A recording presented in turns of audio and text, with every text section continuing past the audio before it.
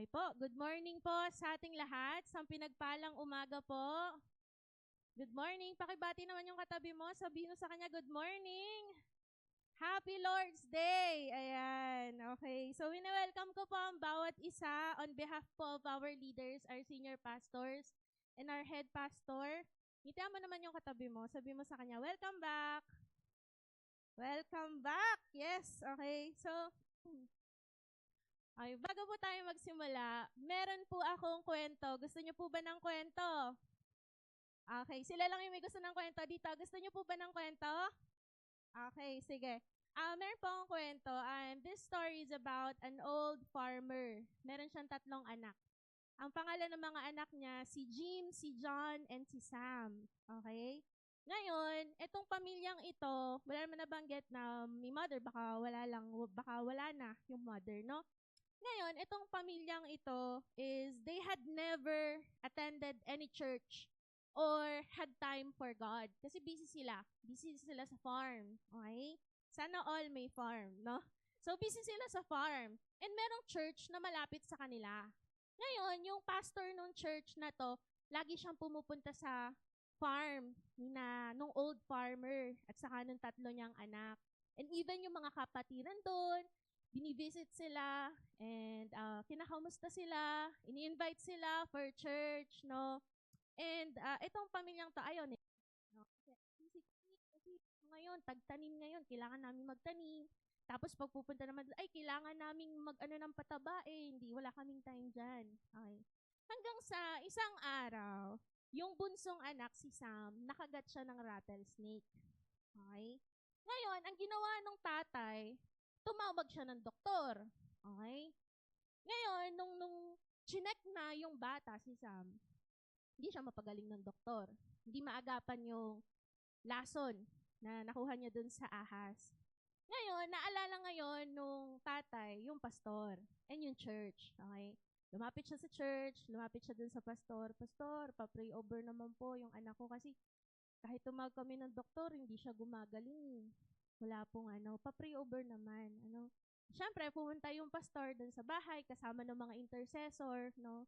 At sabi ng pastor, habang nagpe-pray siya, sabi niya, Dear Father, I thank you that you, in your wisdom, sent the rattlesnake to bite Sam. Hindi pa namin siya nakasama sa kahit anong gathering o kahit sa prayer meeting. Pero siguro po, ito na yung pagkakataon mo para makilala ka niya talaga at mag-repent siya sa'yo. Lord, siguro inalaw mo yung rattlesnake na to para tumawag siya sa'yo. And now, Lord, pwede po ba mag-send ka ulit ng rattlesnake para kagatin naman si Jim? Tapos isa pang rattlesnake para kagatin naman si John. Tapos, Lord, mas malaking rattlesnake para kagatin yung tatay nila. Kasi kami, Lord, 2 taon na namin silang pinupuntahan. Pero ito, Lord, 2 araw lang pagkatapos kagatin ng rattlesnake, tumawag na sila sa'yo, Lord. Ito po ang aming dalangin in Jesus' name. Amen. Nakakatawa, no? Nakakatawa yung kwento.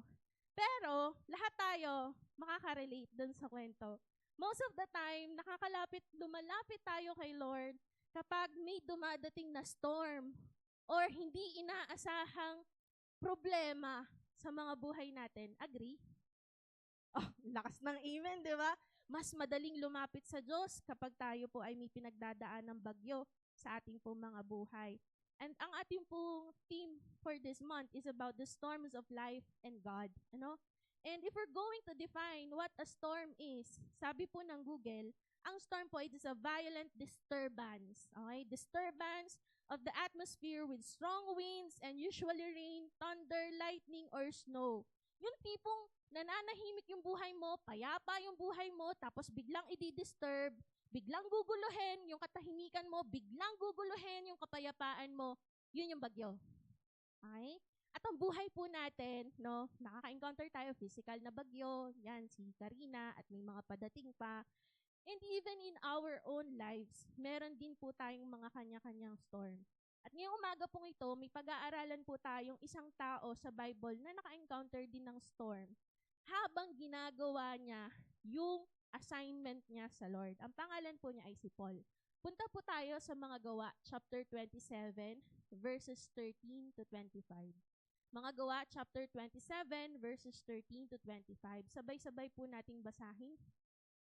Umihip ng marahan ang hangin buhat sa timog, kaya't inakala nilang maaari na silang umalis. Isinampa nila ang angkla at sila'y nabaybay sa Kreta. Ngunit di nagtagal, bumugso mula sa pulo ang isang malakas na hangin mula sa hilagang silangan.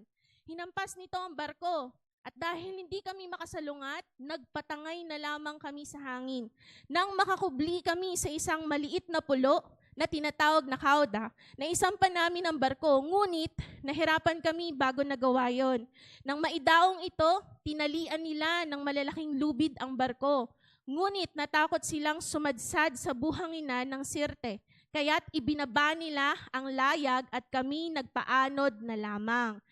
Then the next verse, patuloy na lumakas ang bagyo, kaya't kinabukas ay sinimulan nilang itapon sa dagat ang mga kargamento.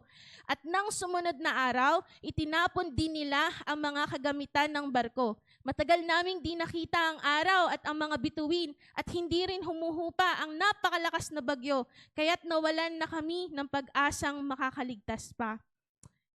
And in verses 21 to 25, dahil matagal nang hindi kumakain ang mga nasa barko, tumayo si Pablo at nagsalita. Mga kasama, kung nakinig lamang kayo sa akin at di tayo umalis sa Kreta, hindi sana natin inabot ang ganito. Ito ngayon ang payo ko. Laksan ninyo ang inyong loob sapagkat walang mamamatay isa man sa inyo. Kaya nga lamang mawawasak ang barko.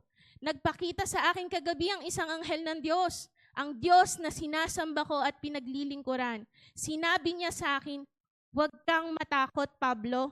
Dapat kang humarap sa emperador. Alang-alang sa iyo'y ililigtas ng Diyos ang lahat ng mga kasama mong naglalakbay. Kaya tibayan ninyo ang inyong loob, mga kasama, nananalig ako sa Diyos na mangyayari ang lahat ayon sa sinabi niya sa akin. Tayo pong lahat ay mag-pray, manalangin po tayo at magpasalamat po tayo sa ating Diyos. Aming Ama na nasa langit, papuri sa inyo, pasasalamat, pagdakila. Ina-acknowledge po namin ang presensya mo na nasa kalagitnaan po namin ngayon. Tunay nga po, Panginoon o God, that you're the God who is Emmanuel, the God who is always with us, God. Kaya God, salamat sa presence mo today, O God. And we just want to worship you. We just want to honor you here, Panginoon, sa aming pong kalagitnaan. Lord, we know that you're all-knowing God at wala po kaming maililihim sa inyo. Kaya God, nisin niyo po aming mga puso. Pagharian niyo po ito sa mga oras na ito. Lord, ikaw po yung maging laman nito at ikaw po ang maging focus namin sa umagang ito, Panginoon o God. Tulungan mo po kami, Lord, na maunawaan ang mga salita mo at ang nais mong iparating sa amin sa araw na ito. Pinupuri ka namin, Lord, in Jesus' name. Let's all say Amen. Okay po. Kung mapapansin po natin dito po sa story na ating pong binasa, no, medyo mahaba siya, no? At dito po ang pinaka-character, Bible character na pag-aaralan po natin ay si Paul. Anyone who knows Paul? Kilala niyo po si Paul? May ilan? Okay po. Si Paul, ang dati niyang pangalan is Saul. Okay? Si Paul, number 1 basher siya dati ng mga Christians. Okay? Number 1 basher siya. Okay? So, in our term ngayon, basher siya, no? Binabash niya yung mga tao na nananampalataya kay Jesus, no? Pinapatay niya, pinapersecute niya, no? Ang term sa Bible, persecutor siya. Okay, pinapersecute niya ang early church, no? But everything was changed nung na-encounter ni Paul si Jesus in the road of Damascus. In Acts chapter 9, no? So, hindi na natin yun puntahan. Take note nyo na lang po, pagdating nyo sa bahay, makita nyo po doon paano niya na-encounter ang Panginoon. Basahin nyo po, Acts chapter 9, no? Nagbago ang lahat nung na-encounter niya ang Panginoong Jesus sa daan ng Damascus. And after this encounter, si Saul, no? Na ngayon ay Paul, no? Naging, na siya? Isa na siya ngayon sa mga nag-share ng salita ng Diyos, ng gospel about Christ, about sa katotohanan ng Panginoong Jesus. Naging church planter siya. At alam niyo po ba, siya ang ginamit ni God sa mga Gentiles. Sa atin, sa mga hindi kabilang dun sa 12 tribes of Israel. Okay? Siya yung ginamit ni God in Asia, in the Asia region. No? At ang iba pang mga apostol. No? Si Paul, hindi siya kasama sa 12 disciples ni Jesus nung nandito siya sa lupa. Na-encounter niya si Jesus, nakaakyat na si Jesus sa langit, doon sa daan ng Damascus, nagkaroon sila ng conversation doon ni God. Now, during this time, si Paul, he was in chains. Bilanggo siya. Okay? Nung naglalakbay siya dito, bilanggo siya from Jerusalem papuntang Rome. Okay po? Pupunta silang Rome, lilitisin siya doon. Kasi naman, nape-persecute naman siya ngayon ng mga religious people, ng mga Pharisees. Okay? Ngayon, dahil nga, ang sinishare niya na ngayon is the gospel of Christ, the grace of Christ, no? The grace of God, no? And from the earlier verses, pag binalikan niyo po yung verse 1 ng chapter 27, you'll see, nasakay ng barko si Paul at kasama niya doon mga nakakulong din, mga prisoners din. Okay? Bukod doon, yung emperor soldier, syempre may mga bantay. Tapos, ang captain doon, si Captain Julius, si Captain Julio. Okay? And Paul is also accompanied by Aristarchus, no? And sabi ng mga Bible scholars, he was believed as Paul's personal slave.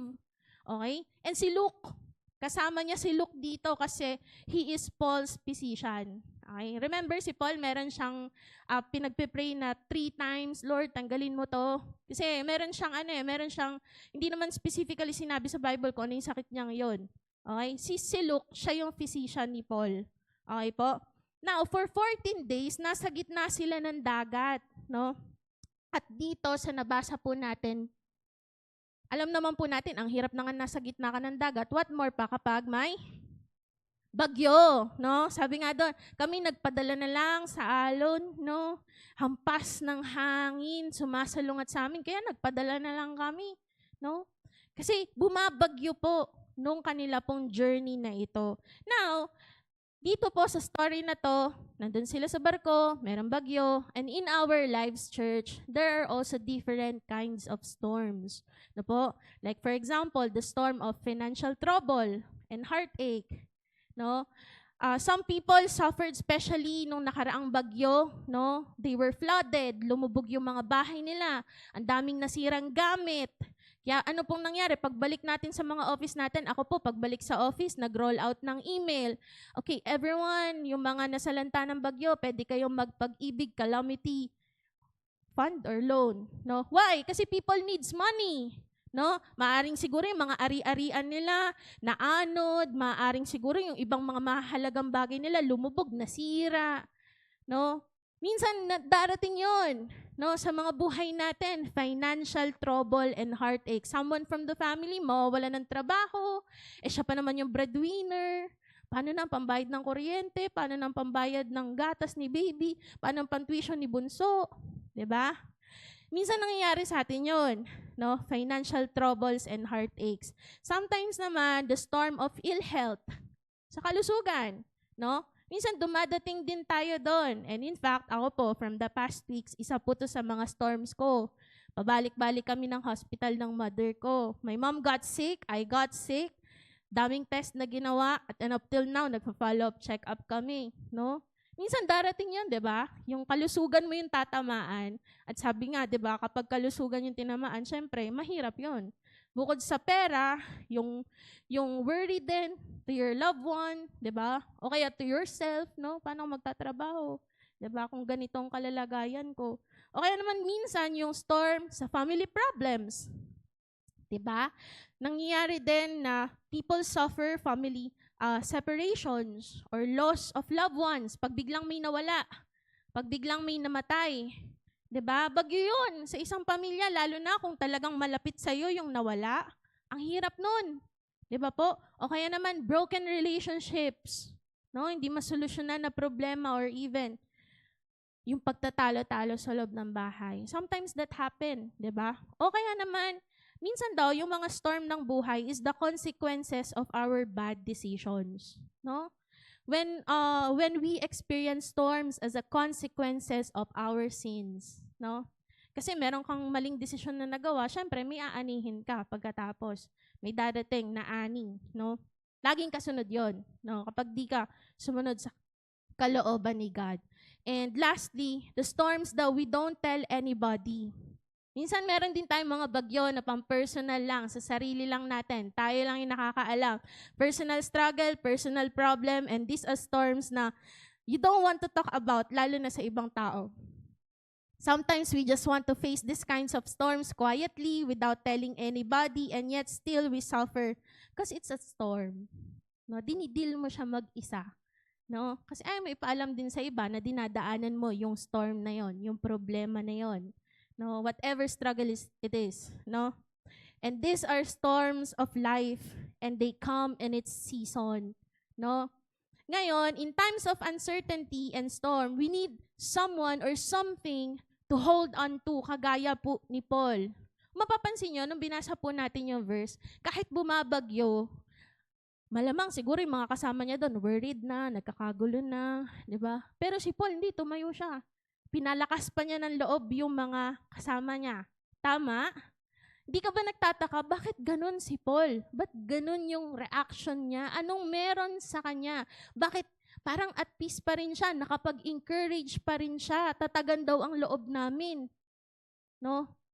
Anong meron kay Paul? At ito po, sabi sa verse 22, ito ngayon ang payo ko, laksan ninyo ang inyong loob sapagkat walang mamamatay isa man sa inyo. Paano to nasabi ni Paul, walang mamamatay sa amin, bumabagyo, baka nga mawasak yung barko. Kaya nga lamang mawawasak yung barko. Sinabi din niya yun, okay? Ang amazing ng response ni Paul, right? At makikita po natin dito na nagawa din niyang mag-encourage ng kapwa niya kahit na dumadaan po siya sa barko. And he is very confident nang sabihin niya ang mga statements na ito. Ngayon, ang question na lang, saan nagmumula ang confidence ni Paul? Na kahit na ang gulo-gulo nung nangyayari, kahit na parang biglaan namang at peace yung barko, biglang na sila ng mga bagyo at hangin at kung ano-anong alon, 'di ba? Biglang bakit at peace pa rin siya? Anong meron sa kanya? It is like Paul has anchors that held his life secure, no? Ang title po ng pag-aaralan po natin ngayon is The Anchors of Life Storms, no? Dahil sila po yung nasa barko, i-relate po natin ito sa ano nga ba yung nakakapagpa-steady sa barko? Angkla, anchor. No? And yung anchor po, it gives stability, it gives security sa isang sasakyang pangdagat. Tama? Sino po dito ang nagtatrabaho sa dagat, marino? Okay, sige, wala. Ako din hindi. So anyways, yung angkla, ginagamit po yan ng mga barko para kahit maalon, hindi sila matatangay ng alon, no? Hindi sila lulubog basta-basta kasi merong angkla dun sa ilalim na inilalaglag. Okay? So ngayon po, gusto ko pong i-share sa inyo itong 4 na bagay lang, spiritual anchors that will keep you and I through all life storms. No? Number 1, no, na magiging angkla natin habang dumadaan tayo sa bagyo ng buhay. Number 1, always remember your relationship with God. Lagi mong tatandaan yung meron kang relasyon sa Diyos. Anong relasyon natin sa Diyos? Siya ay ating Ama, tayo'y kanyang mga anak, no? And when a person has a true relationship with God, that person will have knowledge about God, God's character, no? 'Di ba? Do you believe that? Sabi nga po in verses 23 to 24, nagpakita sa akin kagabi ang isang anghel ng Diyos. Ang Diyos na sinasamba ko, it is like, parang wow, kilalang-kilala ni Paul yung Diyos na sinasamba niya. Sobrang confident niya dun sa Diyos na sinasamba niya. Kahit na ang nakikita niya sa paligid niya, pwedeng lumubog yung barko, kaliwat kanan yung hampas ng hangin, may ulan for sure kasi bagyo yun, di ba? Ang Diyos na sinasamba ko at pinaglilingkuran, sinabi niya sa akin, huwag kang matakot, Pablo, dapat kang humarap sa emperador, alang-alang sa'yo, ililigtas ng Diyos ang lahat ng mga kasama mong naglalakbay. Alam niyo po yung pinangahawakan ni Pablo dito? Pinangahawakan niya ang relasyon niya sa Diyos. Si God yung nagsalita sa kanya, yung nagpadala ng mensahe sa kanya, yung sinabi ng Diyos sa kanya. And this started by the time that he surrendered his life to Jesus in the road of Damascus, na nagkaroon siya ng encounter sa Panginoong Jesus. Di ba doon din naman tayo nagkaroon ng relasyon sa Diyos nung na-encounter natin ang ating Panginoong Jesus? Nung tanggapin natin siya bilang Panginoon natin, bilang tagapagligtas po ng ating mga buhay. Now, ang tanong, maaring ang ilan sa atin, oo, tinanggap na natin si Jesus. Maaring ang ilan, baka first time nila na narinig ito, no? Ang tanong, gaano mo kakilala si God? Gaano mo ba kakilala ang Diyos? Kamusta yung relasyon mo sa Diyos? Paano ba ang isang tao magkakaroon ng totoong relasyon sa Kanya? Yung totoo na relasyon sa Kanya. Totoo naman yun. Pag tinanggap mo si Jesus as Lord and personal Savior, sabi sa pangako niya in John 1:12, di ba? Binigyan niya tayo ng karapatang maging anak ng Diyos. Doon nag-start yun. But it doesn't end that. Hindi yun nag-stop doon. Hindi po nag-stop doon yung relasyon po natin sa Diyos. Tandaan po natin, hindi lang natin siya tinanggap bilang Savior. Tinanggap din natin siya bilang ating Panginoon. Ibig sabihin, siya yung may authority, siya yung nakakasakop sa mga buhay natin. Kaya nga doon papasok yung transformation sa bawat isa po sa atin. From our old self to new life na gustong ibigay sa atin ng ating Diyos, diba? And alam nyo po, ang bawat relasyon, nade-develop yan through time. Tama? Diba? Nade-develop ang bawat relasyon. The more time you spend to a person, the more knowledge you know from that person's character. Diba? The more na mas maraming time ka na nakakasama mo ang this someone, diba? The more na mas nakikilala mo siya. And just like me with my mom, no? Ako po'y lumaki kasi sa lola kasi nga ang nanay ko po'y OFW. So nakakasama ko lang ang nanay ko maximum na 2 weeks. Every 2 years. Every 2 years, maximum makakasama ko siya 2 weeks. Pagkakilala ko sa nanay ko, syempre, ano siya, talagang girly, no? Palaayos, ganyan. Kasi ganun ko siya nakikita. Pagkasama ko siya, punta kaming mall, bibili kami, mag-grocery kami, kung anek-anek kapag meron na siyang ipon. Okay? Ganon yung pagkakakilala ko sa nanay ko, growing up. Pero ngayon, mula nung April up until now, kasama ko siya sa bahay, mas maraming time na nakikilala ko ang nanay ko. Ang nanay ko pala, kasi ang pagkakilala ko lang sa nanay ko, introvert siya, tahimik siya. Hindi, madaldal pala ang nanay ko. Kaya kahit nagtatrabaho ko, kinakausap niya ako, opo, mami, mamaya, may meeting pa po ako. 'Di ba? Ang nanay ko pala ay makwento siya. Very sentimental siya. Lagi niyang inaalala yung alaala nung bata pa siya, si Lola, yung mga kamag-anak namin. She loves music pala, more than me. Mas mahilig siya sa music. Nagigising ako, nagpapatugtog na siya doon. Top of the world. Favorite song pala niya yun. Hindi ko yun alam noon. Pero ngayon, dahil mas maraming time nakasama ko siya sa bahay, nalalaman ko, favorite pala niya, yema cake, hindi pala chocolate cake. So ngayon, alam ko na kung anong gusto niya. Diba? And sobrang organized niya talaga pala. Kaya kapag may nagalaw akong isa doon, tas di ko na ibalik ng ayos, ay patay ako. Ano pong pinapoint out ko doon? The more na nag-spend ka ng time sa isang tao, the more na mas nakikilala mo yung person na yon. Ganon din kay God. Mas makikilala mo, mas magkakaroon ka ng relationship kay God, the more time that you spend with Him in what? In prayer, in your quiet time, no? Alam niyo, pwede niyo sabihin, nasimba naman ako every Sunday, nag-worship nga tayo. And that's once a week. How about yung Monday to Saturday mo? No? Hindi naman kailangan lagi merong malaking gathering eh. Yung pag ikaw sa bahay niyo, mag-isa, kinakausap mo ba si God? Inaalam mo ba yung kalooban niya through His Word? No? How many hours or minutes or seconds yung time na ini-spend mo kay God para kilalanin siya, no? Yung quiet time mo. Even in our problems, in our circumstances, tumatawag ka ba kay God? No? Kasi ginagamit din yun ni God para mas makilala mo siya. Para mas malaman mo kung ano yung kayang gawin ni God, no? Makakatulong yung relasyon mo sa Diyos as an anchor kapag dumadaan ka sa storm, no? So that you will have knowledge of who God is, that He is in control, no? That He is sovereign. Saan mo malalaman yon? Ay, narinig ko lang sa leader ko, Ate Kim. Tingnan mo yung Bible, makikita mo doon yung character ni God. Kausapin mo si God. Personally mo siyang kilalanin. Personally mo siyang lapitan at tawagan para mabuo yung relationship mo sa Kanya. Hindi naman kailangan na grande na, Lord, I just want to worship you. Talaga naman, Lord. Ako'y sa iyo. No, pag mag-isa ka, kausapin mo si God. Kilalanin mo siya through His Word, no? At marirealize mo na lahat ng bagay kayang-kayang gawin ni God. Makikita po natin yan in Job chapter 42 verse 2, na alam ko ang lahat ng bagay ay kaya niyong gawin at walang makapipigil sa lahat ng inyong balakin. Ito si God. Ito siya. Na lahat ng bagay kaya niyang gawin. Kaya kahit anuman yung sitwasyon na pinagdadaanan mo, kahit anumang bagyo yan na nasa buhay mo ngayon o ng pamilya mo, ito pinapasabi ni God sa'yo. Lahat ng bagay kaya niyang gawin. Sabi doon, walang makapipigil sa lahat ng kanyang babalakin, no? And we will realize that He is in control. He will work out everything for our good, even if we cannot see it now, no? In Romans 8:28, for we know that God is always at work for the good of everyone those who loves Him. No? He always work for the good dun sa mga taong nagmamahal sa Kanya.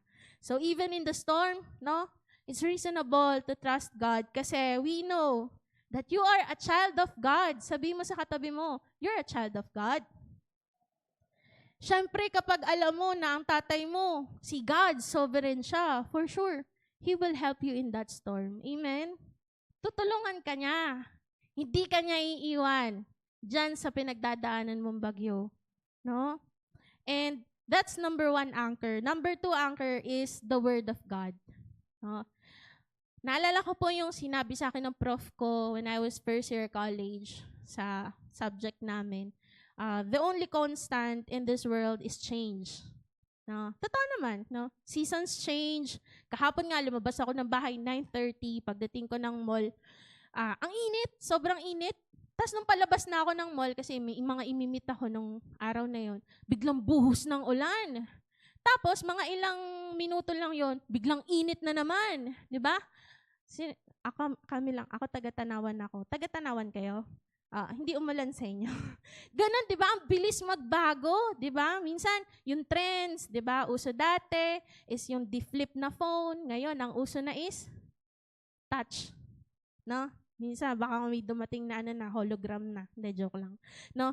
O kaya naman yung gas, di ba? Papalit-palit. Minsan, may price hike. And good news sa atin, merong rollback, no? 'Di ba? Nagbabago, no? O kaya naman ito, 'di ba? Sasabihin niya mahal ka niya ngayon, bukas hindi na. Sabi ng mga kabataan, "Oh no." 'Di ba? Kasi feelings change, no? Pero alam nyo, kung ano yung hindi nagbabago, yung salita ni God. Yung salita niya hindi nagbabago. Kasi kung may isang bagay na hindi kayang gawin si God, yun ay ang hindi gawin yung sinabi niya or magsinungaling. Sabi po in Hebrews chapter 6 verse 18, for God cannot tell lies, and so His promises and vows are two things that can never be changed. We have run to God for safety. Now His promises should greatly encourage us to take hold of the hope that is in right front of us. No? Ano daw yung kailanman di magbabago? Yung mga pangako niya, yung mga sinumpaan niya, hindi yun magbabago. No? And alam niyo ba, before all this storm came to Paul, sa paglalayag nila, sa journey nila, no, meron siyang pangako kay Paul in chapter 23, verse 11. Sabi sa Acts chapter 23, verse 11, that night, the Lord stood beside Paul and said, don't worry, just as you have told others about me in Jerusalem, you must also tell about me in Rome. Kasi nasa Jerusalem siya nung nakulong siya eh. Tapos ito, traveling siya papuntang Roma, no? May pangako si God. Kung paano mo ko pinatotoo dito sa Jerusalem, ipapatotoo mo rin ako sa Roma. Is it not, di ba promise yon na makakarating ka ng Rome? Kahit ano mangyari, makakarating ka ng Rome. Tayo ba? Meron din ba tayong pinangahawakan na pangako ni God? Kasi napakahalaga po nun. Pag dumadaan po tayo sa storms ng buhay natin, napakahalaga na meron ka rin pinangahawakan na pangako ng Diyos para hindi ka ma-move, para hindi ka panghinaan ng loob, para magpatuloy ka, para patuloy na magkaroon ka ng pag-asa sa Diyos. Kasi may pangako siya eh. Kasi meron siyang binitawan sa'yo na pangako. Diba? At like for example, in the storms of financial problems, sinabi niya in Psalm 23, "The Lord is my shepherd, I will lack nothing." Ibig sabihin, magpo-provide si God. Diba? O kaya naman in ill health, from the word of God, in Exodus chapter 15, verse 23, that God is my Jehovah Rapha, my great healer. Diba? O kaya naman, Lord, ba't ganun? Ang tagal ko nang pinagpipray to. Hanggang ngayon, may sakit pa rin ako. Diba? Even Paul, in 2 Corinthians 12, verses 8 to 9, 3 times, I begged to the Lord to make this suffering go away, but He replied, "My gift and undeserved grace is all you need. My power is strongest when you are weak." Diba? Di ba lalakas yung loob mo kapag may sinasabing gano'n ng mga salita si God? Kapag meron siyang iniiwang mga pangako sa'yo, kapag ikaw ay punong-puno ng worries, pag punong-puno ka ng anxiety with your mental health, anong sabi ni God in 1 Peter chapter 5 verse 7? God cares for you, so turn all your worries over Him. May pakialam sa'yo. May isang willing magmalasakit sa'yo. Turn to God. No? Ibigay mo sa Kanya lahat ng alalahanin mo. Sa Kanya ka lumapit. No? And God's word can be anchored because, una sa lahat, mapagkakatiwalaan mo ang salita ni God kasi God's word remain the same. Hindi nagbabago ang salita ng Diyos. In Matthew 24:35, "Lilipas ang langit at ang lupa, ngunit ang aking mga salita ay mananatili magpakailanman." Sinabi ito from the mouth of Jesus. And God's word never fails. No? In Isaiah 55 verse 11, "So also will be the word that I speak. It will not fail to do what I plan for it. It will do everything I send it to do." No? And God's word is from God Himself. Diba? In 2 Timothy chapter 3 verse 16, everything in the scripture is God's word. At kapag sinabi niya nangyari, "Let there be light." Diba? And there comes, nagkaroon ng ilaw. Diba? Nagkaroon ng liwanag. Nung sinabi niya yun sa Genesis, diba? Makikita natin na ang salita ng Diyos nangyayari. Totoo, mapagkakatiwalaan, mapanghahawakan, at kailanman hindi mababago. Amen? No? Ano nga ulit yung first two spiritual anchors natin? Our relationship with God. Second one is the Word of God. Number 3 is the people of God. Bakit tao? Di ba nagfe-fail ang tao? Ba't ako mag-aangkla ng faith ko sa tao? Nagfe-fail yan. Tama naman, nagfe-fail naman talaga tayo. Pero ano pong sabi sa Word of God? Sabi po sa Ecclesiastes chapter 4 verse 12, "Someone might be able to beat up one of you, but not both of you. As the saying goes, a rope made from 3 strands of cord is hard to break." And usually, we hear this verse every time may ikinakasal. Tama po? Pero, pag binasa nyo po yung umpisa ng verse na ito, in verses 9 to 10, "You are better having a friend than to be all alone, because then you will get more enjoyment out of what you earn. If you fall, your friend can help you up. But if you fall without having a friend nearby, you are really in trouble." Napakahalaga pala na meron ding mga tao na dadalhin tayo papalapit sa Panginoon. Na lagi kang i-encourage na lumapit sa Diyos. Na lagi kang i-encourage na tumawag sa Diyos. Yung hindi ka ilalayo sa Diyos. Yung ilalapit ka sa Diyos, ha? Okay? Napakahalaga pala na in our journey of life, when storm comes, meron din tayong community of people na who will also pray with us, who will always help us, no? Sa paraan na kaya nilang tumulong, no? At dito si Paul, hindi siya mag-isa. Diba? In verse 1, Luke was with Paul. Diba? Nandun si Luke. Pag binasa niyo po yung Acts 27 verse 1, kasama niya si Luke. In verse 2, nandun si Aristarchus. Yun nga, pinaniniwalaan na personal slave ni Paul. No? And in verse 3, pinayagan siya ni Captain Julius na puntahan yung mga kaibigan niya sa Sidon. Na yung mga kaibigan niya na to, nagbibigay ng suporta, nagbibigay ng tulong kay Paul. Diba? Na in our life here on earth, no, makikita po natin in times of storms, no, kailangan din natin yung fellow believers natin, no, na mga tao na tutulong sa atin makalapit sa Diyos. Yung D-group mo, 'Diba? Yung mga co-D group mo, sino dito wala pang D group? Pag wala pa po kayong D group, lapit po kayo kay Tita Edith para matulungan din po namin kayo, no? Para we can also pray with you, no? Yung naalala ko nung bago-bago pa lang po ako nagsisimula, sobrang problemado ko nun sa pamilya eh. Kasi ang gulo po talaga ng pamilya namin noon, no? And I always go to my Bible study leader. Hindi pa D group yung tawag nun, Bible study leader.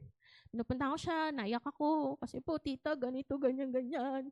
Tapos, ang gagawin niya, magpipray kami. Tapos, habang tumatagal, nagkaroon ako ng mentor, no? Who is my go-to person. Sa kanya ko sinasabi, kapag may pinagdadaanan ako sa trabaho, kapag meron akong personal struggles, siya yung nagpapayo, siya yung tumutulong. And naalala ko lalo, nung nagkaroon ako ng incident sa tuhod, no? My mom was there. She prayed with me during that storm. No? The church is there. Thank you sa buhay ng mga tao na nagnanalangin, nakipanalangin nung time na yon. And there are brethren who was there physically. Kasi wala akong kasama sa bahay. Pinagluluto niya ako. Yung isa galing pang school, pupunta doon, Ate Kim, ano pong kailangan gawin? Tapos babalik na ulit siya sa bahay nila. Busy siya sa school. Meron doon, ipagdadrive ako papuntang hospital kasi wala naman akong sasakyan. At salamat sa buhay ng mga taong yon kasi naniniwala ko si God yung magpapala sa kanila. Ikaw din, church, kailangan mo rin ng mga tao na tutulong sa'yo in a way na ilalapit ka lalo sa Diyos. Yung mas lalong tutulungan ka na tumawag sa Diyos. I-encourage ka sa mga panahon na nandun ka sa storm ng buhay mo, no? And let God's people help you through that storm too. No? Lahat tayo kailangan natin ng tulong. No? And lastly, number 4 na angkla na pwede po nating maalala is our patient endurance. Na minsan pala, kapag dumadating yung bagyo sa buhay natin, meron din siyang dinedevelop sa mga buhay natin. In verse 22, sabi ni Paul, ito ngayon ang payo ko, laksan ninyo ang inyong loob sapagkat walang mamamatay isa man sa inyo, kaya nga lamang mawawasak ang barko. And in verse 25, inulit niya ulit, nag-encourage na naman siya. Kaya tibayan ninyo ang inyong loob, mga kasama, nananalig ako sa Diyos na mangyayari ang lahat ayon sa sinabi niya sa akin. No? Sinabi niya, laksan niyo ang inyong loob. Tibayan ninyo ang inyong loob. 2 times nag-encourage siya sa mga kasama niya na tibayan yung mga kalooban nila. Kasi, ang hirap nga naman ng sitwasyon kasi nila. Di natin alam kung ano nangyari sa loob ng barko. Siguro, nagagulungan na doon yung mga gamit nila, kahit sila, di ba? Pero, makikita po natin dito na yung mga bagyo ng buhay, it will definitely come. It will surely come. Maaring ngayon, dumadaan ka sa bagyo, maaring siya hindi. Pero it will surely come, no? Pero alam niyo po, kung titingnan po natin ang buhay ni Paul, bago pa siya sumakay ng bagyo, nangako si God sa kanya na ipapatotoo siya sa Roma kung paano niya pinatotoo sa Jerusalem. In chapter 23 pa yon. In Acts 23 verse 11, na tulad ng pagpapatotoo mo sa akin dito sa Jerusalem, ipapatotoo mo ako sa Roma. Tingnan niyo kung paano sinubok yung patience and endurance ni Paul. Tapos, pagdating ng Acts chapter 27, ilang chapter na yung lumipas? 23, 24, 25, 26, 27, almost 5. 5 chapters. Wala pa rin siya sa Rome. Binabagyo siya doon sa gitna ng dagat. No? At makikita po natin dito na yung naging journey niya na yon papuntang Rome is 2 years and 3 months. No? Kung titingnan natin yung Acts 21 hanggang 28, kasi nung nakulong siya sa Caesarea, no, he was imprisoned for 2 years there. No? At kung ikaw yung nasa sitwasyon ni Paul, sinabi ni God sa'yo, pupunta ka naman na, ipapatotoo mo ako sa Roma. Pero ang tagal. Ano itetest sa'yo? Pasensya mo. Itetest sa'yo kung hanggang paano ka mag-e-endure. Alam nyo, tinype ko sa Google kagabi, how long does it take to sail from Caesarea to Rome? Gaano katagal? Kapag naglayag ka mula Caesarea hanggang Rome, ang lumabas, 17 days. Versus 2 years and 3 months. 'Di ba? Parang tinest talaga yung patience dito ni Paul. Kaya rin siguro gano'n na siya magsalita. Laksan niyo ang loob niyo. Tatagan niyo ang loob niyo. Kasi prior than that, na-test na rin yung patience niya. Na-test na rin yung endurance niya sa loob ng kulungan. 'Di ba? And sabi nga dito, patience is letting your motor idle when you feel like striping the gears, no? Ito yung feeling na gusto mo nang patakbuhin pero hindi. Magtitiis ka, hindi mo na. Magtitiwala ka, no? Dun sa timing ni God, no? Minsan kasi tayo nagmamadali no? Minsan, yung timetable natin, gusto natin masunod. Pero iba yung timetable ni God, no? At dito, makikita po natin, dito papasok yung endurance, the ability to struggle on. Pag nandun ka sa hirap na sitwasyon, dun sa parang impossible situation, dun ka mag-endure. Dun ka, mas lalong titiisin mo yon na may pagtitiwala sa Diyos. No? In verses 30 to 31, sabi dyan, ito na ngayon. Nung nahihirapan na yung mga kasama ni Paul, may mga taong nagpaplano na on their way. No? Aalis na sila sa bangka, sa barko. Gagawa na sila ng paraan nila para makadaong na sila sa lupa. Okay? In Acts chapter 27 verses 30 to 31, tinangka ng mga marinero na tumakas mula sa barko kaya't ibinaba nila sa tubig ang bangka. At kunwari maghuhulog ng angkla sa unahan. Ngunit, anong sinabi ni Pablo? Kapag hindi na natili sa barko ang mga taong iyan, anong sabi? Hindi kayo makakaligtas. Kaya anong payo niya? Manatili kayo, magpakatatag kayo, laksan niyo ang loob niyo. Bagamat masisira ang barko, pero walang mamamatay sa atin. Kasi narinig ko yun narinig ko kay God yun Dadalhin niya tayo sa Rome. No? Minsan tayo ganito, pag dumadaan tayo sa problema, parang tayo yung mga marine people, yung mga marinero dito, no? We always want to quit. Pagod na ako, Lord. Hindi ko na to kaya. Alis na ako, Lord. Kasi ang hirap, Lord No? And sometimes pala, inalaw ni God yung storms in our lives kasi dinidevelop din niya yung patience and endurance natin. Dinidevelop niya yung character natin through the storms. Dadaanan mo yung storm. At dinidevelop yon through the storms. Kaya sabi mo sa katabi mo, don't quit. Huwag kang bibitaw, no? Manatili kang nakakapit sa relasyon mo sa Diyos, sa salita ni God, no? Sa mga tao na nag-encourage din sa'yo, lumapit sa Diyos, no? Kasi may dinidevelop siya sa'yo. To be patient, to endure, no? And alam niyo po kung ano yung natutunan ko sa buhay ni Paul habang ginagawa niya itong mission niya na to papuntang Rome? That Paul, even in the toughest situation, sa pinakamahirap na sitwasyon, na sa gitna ng dagat, binabayo kayo ng hangin, hindi nyo alam kung kailan kayo makakarating ng lupa, no? Si Paul, pinanghawakan niya yung pangako ni God sa kanya, na walang mamamatay, makakarating silang lahat sa Rome. And he did not focus on the present situation. Hindi siya nag-focus dun sa bagyo, hindi siya nag-focus dun sa, baka masira yung barko. He keeps on focusing on what God had told him, no? In chapter 23, no? And I think this is the most important for Paul, that God has still a mission for him. May ipapagawa pa si God sa kanya sa Rome. Sabi niya, kung paano mo ako pinatotoo dito sa Jerusalem, ganun mo rin ako ipapatotoo sa Roma. Ibig sabihin, naniniwala si Paul, hindi pa ako mamamatay, may mission pa sa akin ng Diyos. May gagawin pa ang Diyos, kasama ko ang Diyos, tutulungan ako ng Diyos. No? At dito makikita po natin, as I end po, I believe na si God, He does not cause every storm. Hindi naman siya yung nagkakause ng storm But, He uses every storm. Ginagamit niya yung bawat bagyo ng buhay natin in our life to put our anchor sa relasyon natin sa Kanya para mas mapalapit tayo sa Kanya, mas makilala natin siya, mas tumawag tayo sa Kanya, magdepende tayo sa Kanya. Pangalawa, to His words, maniwala tayo na totoo ang salita niya, na totoo ang mga pangako niya, na buhay ang salita niya, at mangyayari yon according to His time. Na sa mga tao na kagaya natin na nananampalataya sa Diyos, no? Siguro tinuturuan din tayong mahalin yung kapwa natin. at magmalasakit sa kapwa natin. Doon sa kapwa natin na dumadaan sa bagyo. At tayo din naman, na mga dumadaan sa bagyo, magtiwala din. No? At siguro, kaya dumadaan yung bagyo sa mga buhay natin, kasi nga gusto ni God ma-develop yung character natin to be patient, to endure. No? And trust Him. No? And in verses 33 to 37, na mag-uumaga na, silang lahat ay hinimok ni Pablo upang kumain.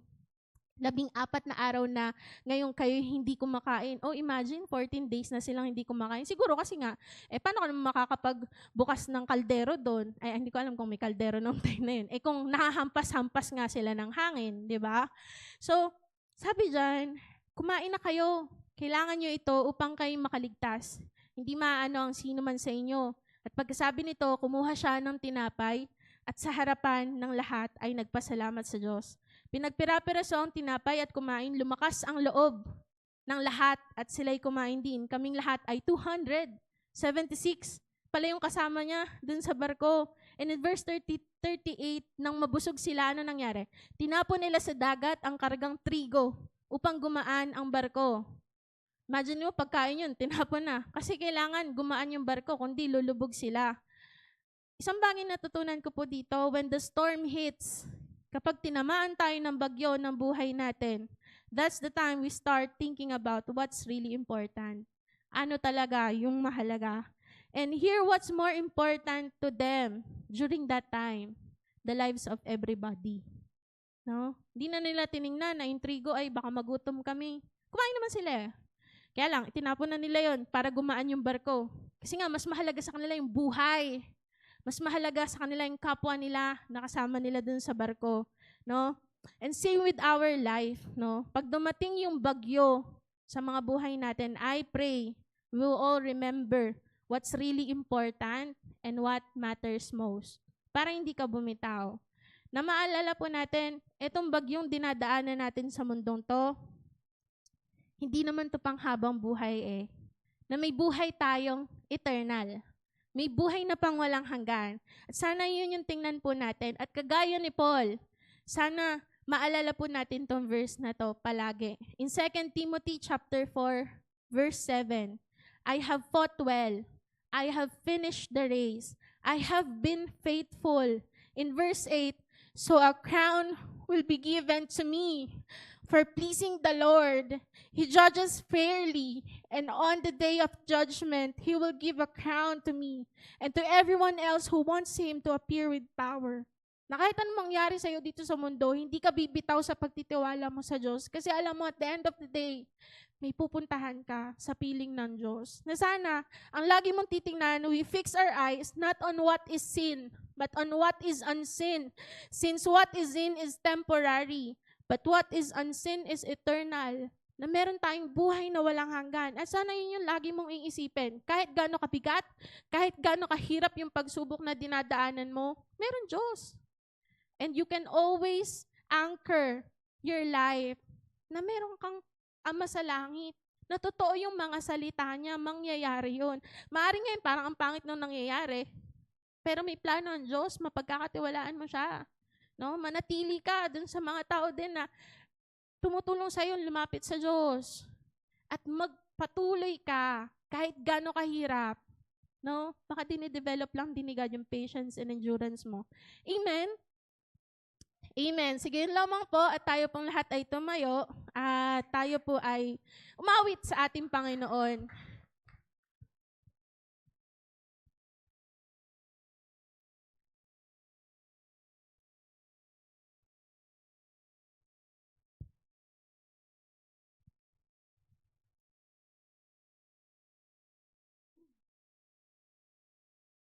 Sige po, awitan po natin ng ating Panginoon. Alam niyo po, every time na inaawit ko po itong kanta na to with God, no, I'm always reminded, kahit ano yung sitwasyon ko or pinagdadaanan ko, kasama ko siya.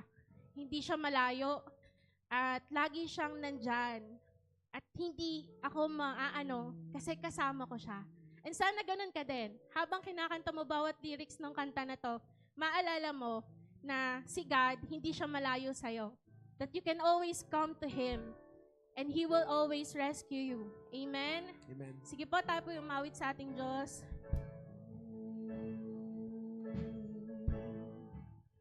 You are never far away, always reaching out to save my weakness, covered by your strength, and I am found Di ka malayo, O forever Diyos. safe. You are never far away, always reaching out to save my weakness, covered by your strength, and I am found forever safe. I found my fortress in you, and my soul is anchored with you. My resting place is in your name. I found my fortress in you, and my soul is anchored with you. My resting place is in your name, forever safe. Yes, Lord. We're always safe with you because you're always with us, Panginoon. The God who is above all, Panginoon, O God. Ikaw po ang Diyos na laging naririyan at may kontrol ng lahat ng bagay. Maaasahan, mapagkakatiwalaan, makapangyarihan, Panginoon. At sa'yo, walang imposible, Panginoon, O God. At Lord, sa aming pong pag-aaral, Panginoon, O God, in storms of life, help us, Lord, to always remember, Lord, Ikaw, Panginoon, O Diyos, na Ikaw lamang ang makakatulong at masasandalan po namin, Panginoon. Kaya God, sa bawat babae at lalaki na dinala mo sa lugar na ito, Panginoon, mula sa aming mga leaders, senior pastors, head pastor, mga core leaders, mga kamanggagawa, Lord, ang bawat isa, mga miyembro, Panginoon, O God, ng Ipo Iglesia. Dalangin ko po, Lord, through the storm, God, be with us, help us, God. Tulungan niyo po kami to always put our hope in you, Panginoon, O God, to anchor our faith, O God, sa'yo, Panginoon, O God, sa aming relasyon sa'yo, sa mga pangako mo, Panginoon, O God, at tulungan mo kaming maalala, Panginoon, O God, as we go through in every storm of life, Panginoon, O God, you will help us, Panginoon. Tutulungan mo kami. Help us to surrender to you. Help us to trust you and depend on you, Panginoon, O God. Salamat po, Panginoon. Taas po natin ang ating mga kamay.